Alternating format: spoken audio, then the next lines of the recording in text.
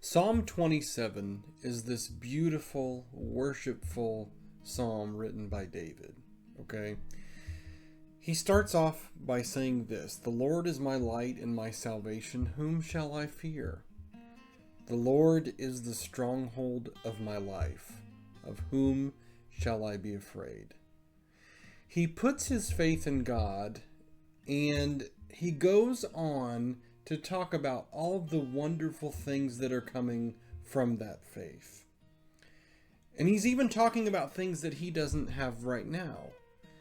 He might not have the perfect situation right in this moment, but he believes that God will bring about this perfect situation. He believes in an eternal life, is what David is talking about, and he knows that God is going to provide that. He looks at God as the bringer of all good things, even though right now he might not be in the perfect scenario. So, what happens then? What happens in between this knowing and experiencing? What happens in between this absolutely being certain about something that God is going to do, and then eventually that coming to fruition? So, at the end of this particular psalm, he kind of answers that question. And this is verse 13 of Psalm 27. Psalm 27, verse 13. He goes on to say, "I remain confident of this. I will see the goodness of the Lord in the land of the living." He's not just talking about a faith that is for him after he dies, but he's talking about right now too. That this life that he lives, this faithful life, can also contribute to a scenario in which God is in control and his life is better. So he says this, verse 13, "I remain confident of this. I will see the goodness of the Lord in the land of the living." Then he says something we don't always like to hear. Verse 14 says, "Wait for the Lord, be strong and take heart, and wait for the Lord." I feel like certainly David is writing that for anyone who is reading or hearing that back in the day that he wrote it. But he's also writing that for himself. It's almost like he's convincing himself and reminding himself. So maybe convincing is not the right word, because it's, if you go through the entire chapter of 27 Psalm, you'll see that he is convinced.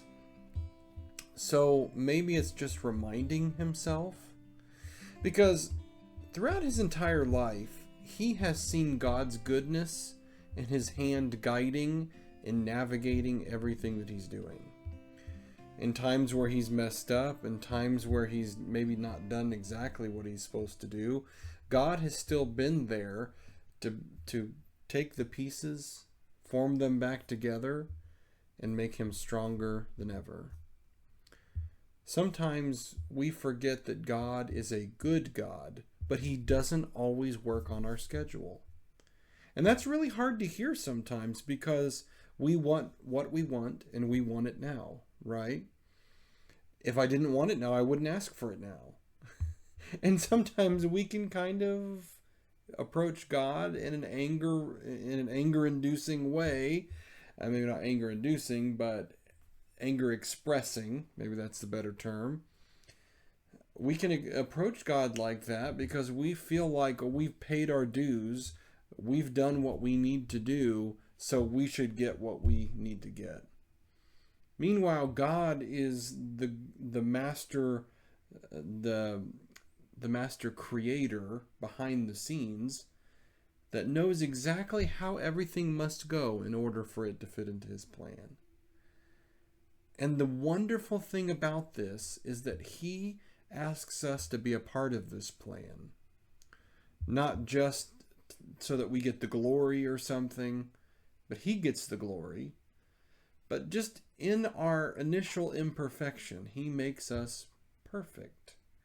And in all the things that we go through, all of our experiences, all of our skinned knees and skinned elbows, He helps us to become who we're supposed to be. He uses us. So today, the best thing that we can do is embrace that fact that sometimes God takes a little bit longer than what we expect. And that's okay. Lean on God today and trust in Him.